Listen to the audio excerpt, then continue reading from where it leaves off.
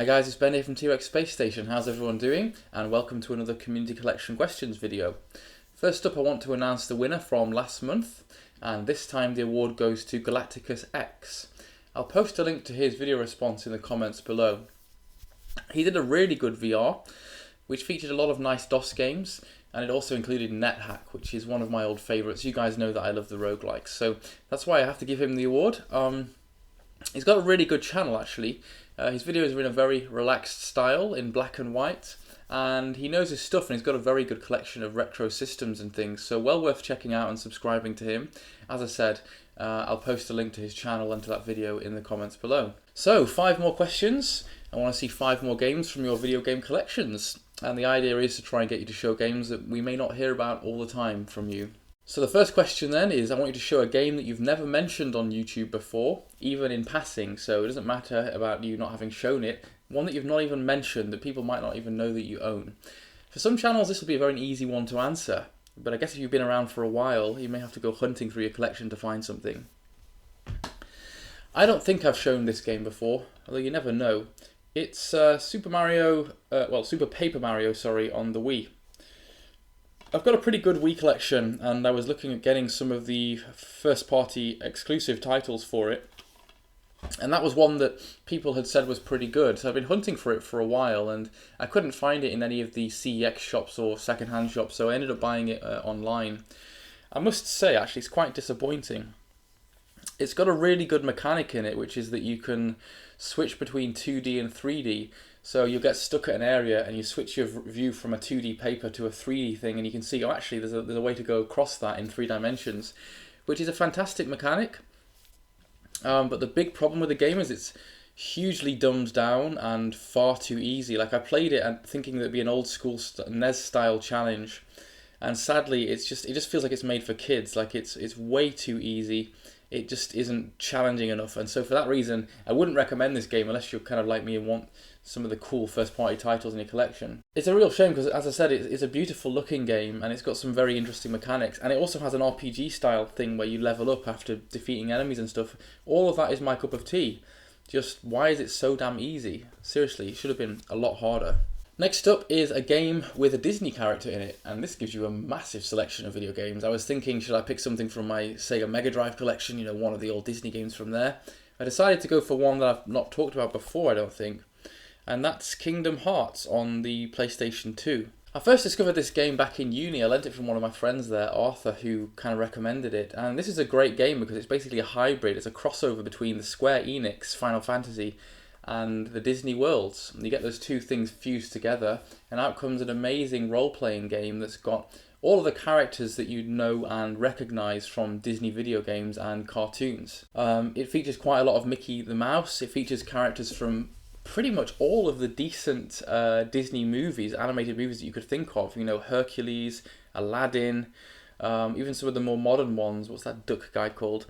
All of them are in there, whether it's just a cameo role or whether they're main characters or whether they're in battles and stuff. And I found it a very engaging and very interesting game. It's an absolutely massive game, unfortunately, so you're not going to be completing this one in a jiffy.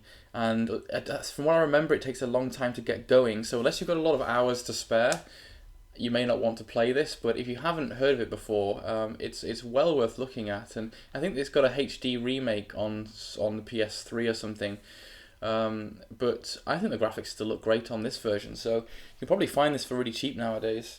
Next up is an exclusive game, and by that I mean a game that is exclusive to one system and one system only. It can't have been on anything else, and again you might have to rack your brains for this one. I had to look through. I've gone for one of the more interesting Wii games. You know I love Wii games. And it is Deadly Creatures. Hunt or Be Hunted. I've done a gameplay video of this back in the past, so you can check that out if you want to. Again, it's one that you can find for very cheap. And I've picked this one because although it's not an amazing game gameplay-wise, it's still a very good game, but it's one that's really unique and a very good concept. You essentially play as deadly creatures. You play as either a tarantula or a scorpion, and it's got this kind of grimy, creepy, crawly feeling. You're scuttling through tunnels, you're stinging enemies, you get some really cool deadly attacks and jumps, and it's kind of a very good 3D action exploration game with some really good environments. Graphically, I think it's very good, though it's on the dark side because you're in tunnels and stuff. And it has some really hilarious, interesting moments, like, you know, fighting a massive snake as a tarantula. What other game lets you do that? It also features Billy Bob Thornton doing some voice acting, if that's your thing, and some cool finishing moves. It's quite gruesome, and I thought it was a really interesting concept. Admittedly, it isn't a 5-star game, but it's a good 3.5, 4-star, and again, one that you will be able to find really easily, like so many of the Wii titles. Next up is a game set in the past. Now, that gives you a lot of leeway, doesn't it? And I've had to go for one of my favourite Xbox 360 games, which is LA Noire. This game had a lot of hype, and it's one of the games that lived up to the hype massively. It's absolutely superb. The game manages to capture that 1940s film noir feeling. You're a detective wearing your long overcoat and the hat, and everything feels so well characterized, like it's pulled straight out of an old black and white 1940s movie. You know, not just the fact that it's so well stylized, but it's also very well written, and it's got some really interesting mechanics in here. This game made me feel like I was a detective. You've got to go to crime scenes, you've got to pick up bits of evidence, have a look at them, try and find clues on them. You've got to interrogate people, and you've got to really read the subtleties in their expressions when you're interrogating them. And all of those things pieced together, as well as the open world Grand Theft Auto style thing, made this an absolutely blinding game. This was one of those ones where I couldn't put it down, and I was just racing through case after case trying to find out what happened in the end. I must have completed this one in the case of a week or two because I was obsessed with it. Again, great thing about 360 games is you can probably find these for like less than £5. And this is a really, really good game. Probably one of my favourite 360 games for sure. And last but not least is a game that made you think. So that might be a puzzle game, it might be a point and click game, it might be a game that had difficult logistical puzzles on it. I'll leave that up to you. But for me, I've chosen Broken Age, which I can't show because I've got it on Steam. I'm a big fan of Tim Schafer's point and click games, and Broken Age is one of his more modern ones. It's got some of the most beautiful hand-drawn style graphics you'll ever see.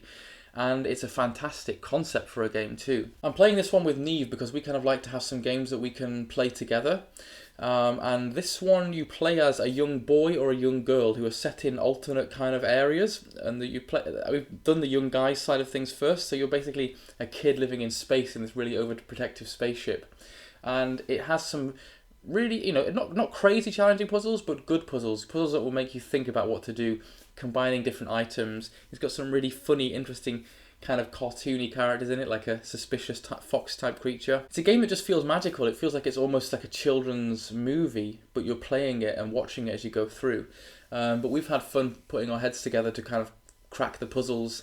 2 brains are better than 1 for those kind of games, I definitely think. So there it is, there's your 5 questions.